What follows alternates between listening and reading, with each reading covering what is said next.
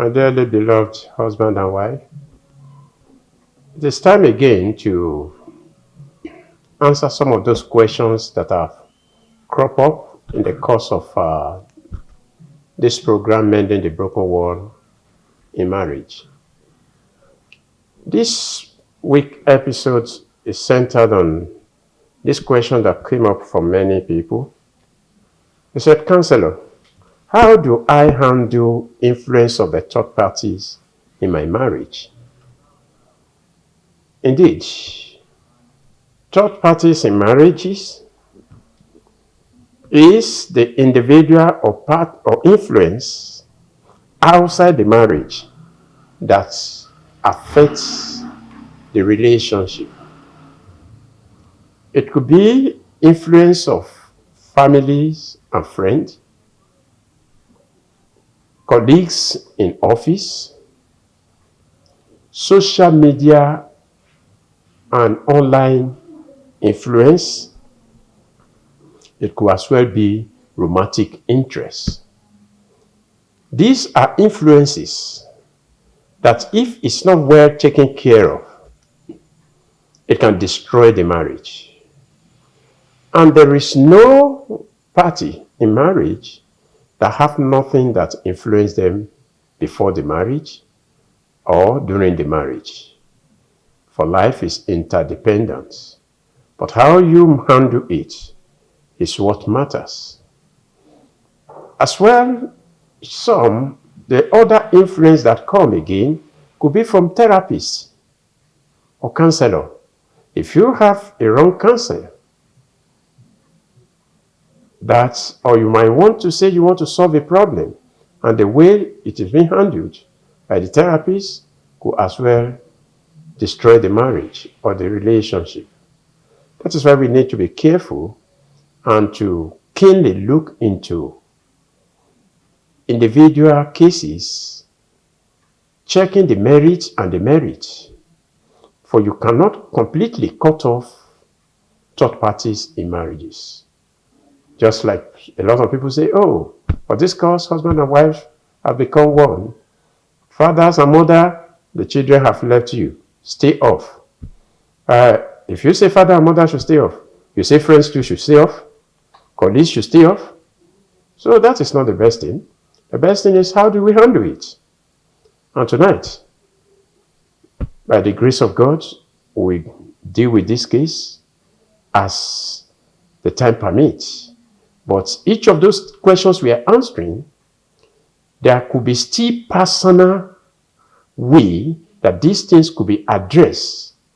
That is why you have our online, you can contact the counselor for personal counsel concerning the marriage. So, this one is for you to be able to keep your relationship.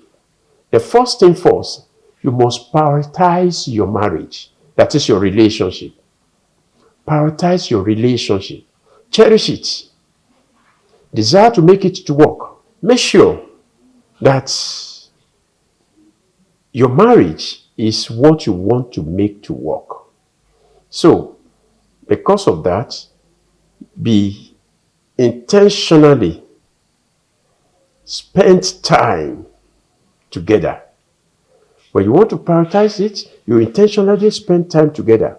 You make proper time for two of you and make sure you address every concern as it arises. Don't keep issues.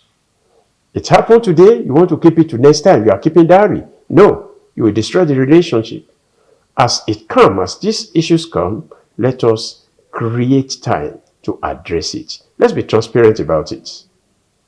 And let's invest so much to share goals. We have a goal in this marriage. There is no marriage that does not have a goal. If your marriage does not have a goal, call your partner and decide to set a goal now. Know what you are looking for.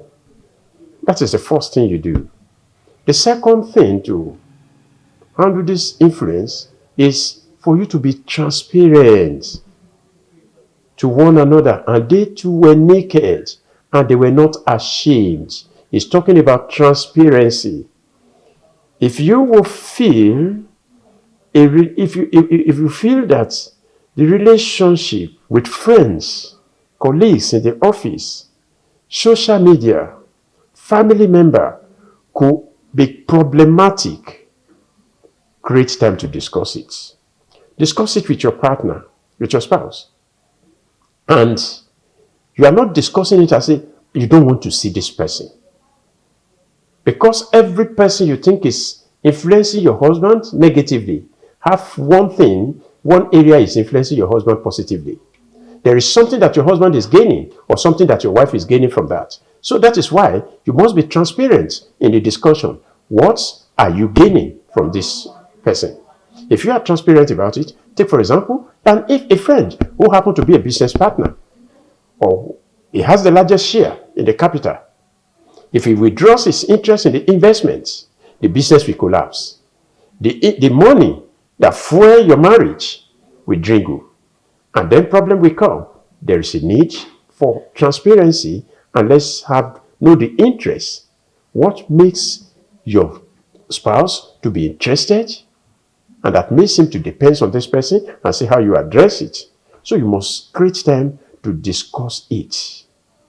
This will build trust in one another. The third thing you must do is you must build intimacy.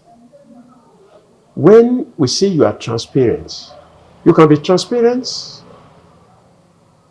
and if you don't build intimacy with one another, whereby you will become a succor to one another, will become a source of inspiration to one another, will become a comfort to one another, will become a support to one another. Through intimacy that we build, it will strengthen your emotional and physical connection with one another. You must spend quality time. To build intimacy, it takes spending quality time together and engaging in activities that nurture your relationship. When these ones are put in place, I think there are other questions that come up in that area, which we will handle later in the next episode. Again, let's look at communication. Communication must be open. You know, I talk of transparency, but now I say communication must be open. Meaning, you regularly check in with your spouse about how you both feel, about how you both feel regarding that outside influence. That is why I say it must be open. Not that, oh, yes, because it's my mother-in-law and my husband is asking me question. Should mommy come and live with us? Now we live in big house and we have need of a nanny. You goes to work, I goes to work. And mommy is old now, mommy is free. Can mommy come and live with us instead of us to pay for further things? So, and the wife said, you are not open. You say mommy should come. But truly, you don't want mommy to come. Praise the Lord. So, this area, you must be open. You must be honest. Honesty will help to prevent misunderstanding. It will help to prevent misunderstanding and jealousy. And we must as well set boundary.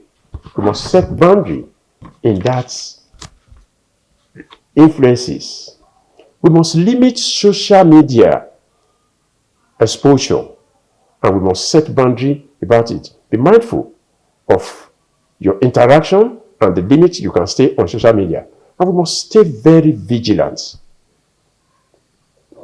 to every occasion and actions. And there must be self-control. You must seek, there must be self-control and counsel. You must seek counsel where both of you could not agree. That is how you deal with influences, the third-party influences in marriage. If you deal with it this way, it will strengthen your relationship. Thank you.